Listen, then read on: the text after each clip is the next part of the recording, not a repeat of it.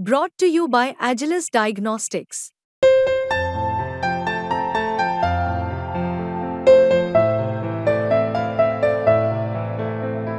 Agilus Diagnostics. नमस्कार, मी अभिजित करंडे. मुंबई तकमध्ये आपल्या सर्वांचं स्वागत आहे. विधान परिषदेची निवडणूक तोंडावर आहे. आज दुपारपर्यंत अर्ज मागे घेण्याची मुदत आहे. भाऊ, आज दुपारपर्यंत अर्ज मागे घेण्याची मुदत आहे. निवडणूक होईल अशी चिन्ह दिसत आहेत.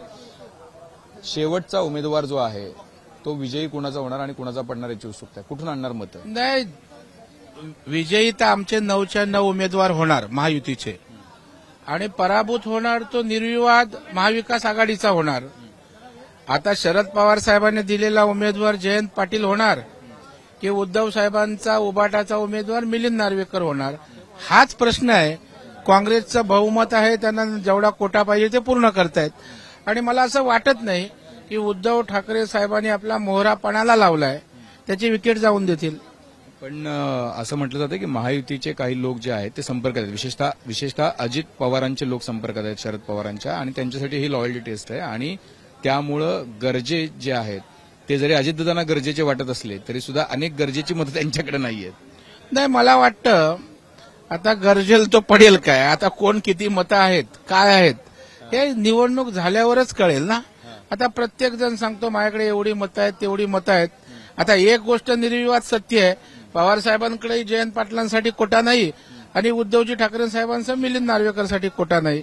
आता काय होईल हे मतदान झाल्यावरच कळेल ना. आता मतदाराच्या अंतर्मनात कोण घुसलंय. पण तुमच्याकडे सुद्धा मतं नाहीत, कारण तुम्हाला लागणारे 207 मतं, तुमच्याकडे आहेत 181 मतं. मग कसं काय तुम्ही गणित जुळवून? आम्ही तिन्ही पक्षांची व्यवस्था आहे, आम्हाला चिंतेचं कारण नाही. आम्हाला अत्यल्प 2-3 मतांची गरज आहे, परंतु त्यांना 7-7 आणि 8-8 मतांची गरज आहे. हा फरक आहे.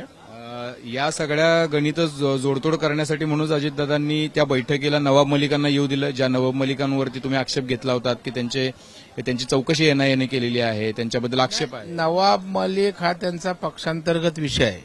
ते राष्ट्रवादी काँग्रेसने त्यांच्या बैठकीला कोणाला बोलावं हा त्यांचा विषय आहे, त्यावर आम्ही काय भाष्य करणार. पण ज्यावेळेला ते हिवाळी अधिवेशनामध्ये दिसले होते त्यावेळेला आक्षेप घेण्यात आला होता भाजपकडून की अशा पद्धतीच्या ज्यांच्यावरती आरोप आहेत, काही देशविघातक शत्रू जे आहेत त्यांच्या प्रॉपर्टीज खरेदी केलेल्या व्यक्तीशी राष्ट्रवादीने किंवा महायुतीच्या नेत्यांनी संपर्क ठेवू नये. त्यावेळेला झालेल्या त्या गोष्टींवर भारतीय जनता पार्टीची भूमिका होती, आणि ते काय पत्र मागे घेतलंय किंवा त्यावर आम्ही काही भूमिका मांडली असं नाहीये.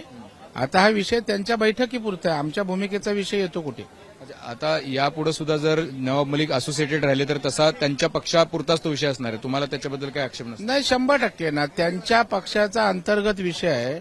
त्यांनी कोणाला घ्यावं, बैठकीत घ्यावं, काय करावं हा त्यांचा पक्षाचा विषय आहे. अच्छा, आपल्यासोबत इथं प्रसाद लाड सुद्धा आलेले आहेत. प्रसाद लाड पण आहेत. परवाच्या बैठकीला ज्यांच्यावरती आक्षेप होता नवाब मलिकांवरती, त्या नवाब मलिकांना राष्ट्रवादीने बोलवलं. भाजपचा आक्षेप आहे नवाब मलिकांना महायुतीमध्ये असण्याबद्दल. देवेंद्रजींनी पत्र लिहिलं होतं हिवाळी अधिवेशनामध्ये. नाही, ही बातमी आम्ही टीव्हीवरती पाहिली, लोकांच्या माध्यमातून आम्हाला कळली. निश्चितपणे या बाबतीत देवेंद्र फडणवीस माननीय अजितदादांशी बोलतील, आणि का ते बैठकीला आले होते किंबहुना त्यांना का बोलवलं गेलं होतं या बाबतीत आक्षेप होता तर तो लेखी आक्षेप आहे. मला वाटतं की या बाबतीतलं मी बोलण्या इतका मोठा कार्यकर्ता नाही. स्वतः देवेंद्र फडणवीस या बाबतीत अजितदादांशी चर्चा करेल. महायुतीच्या धर्माच्या विरोधात जाऊन ज्याबद्दल आक्षेप होता परत त्याच नेत्याला बैठकीला बोलवणं चुकीचं नाही वाटत तुम्हाला? कुठल्याही नेत्यांनी, मग तो कुठल्याही पक्षाचा असो, विरोधी पक्षाचा असो, तो सभागृहाचा प्रतिनिधी आहे. त्यांनी नेत्यांना, मुख्यमंत्र्यांना, उपमुख्यमंत्र्यांना भेटणं काही गैर नाही.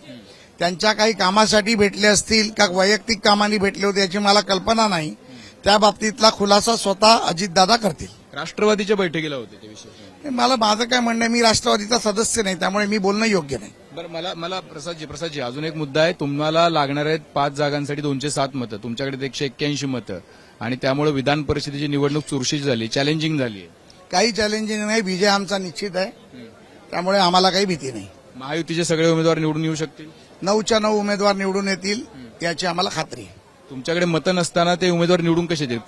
कुठली मतं तुमच्याकडून येत सांगू? तुम्ही काय माझे गॉडफादर आहात का तुम्हाला मी सांगायला? आम्ही गॉडफादर नाही, पण तुम्ही मतं कुठून आणणार हे तर विचारू शकतो. कसं का सांगू? आम्हाला नाही सांगायचंय, आम्हाला नाही सांगायचं. ठीक आहे, पण गरजे जे आहे त्यांच्या उमेदवारीबद्दल आक्षेप नोंदवला जाते प्रसादजी? नाही, बिलकुल नाही. तो आमचा अधिकार नाही.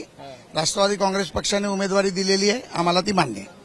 तर प्रसाद लाड यांनी सांगितलेलं आहे की अजित पवार जे आहेत ते अजित पवार याबद्दलचा खुलासा करतील की नवाब मलिक तिथे कसे आले आणि हा मुद्दा जो आहे तो पुढच्या काळामध्ये वादाचा होऊ शकतो. कॅमेरामन सचिनसह अभिजित, मुंबईत.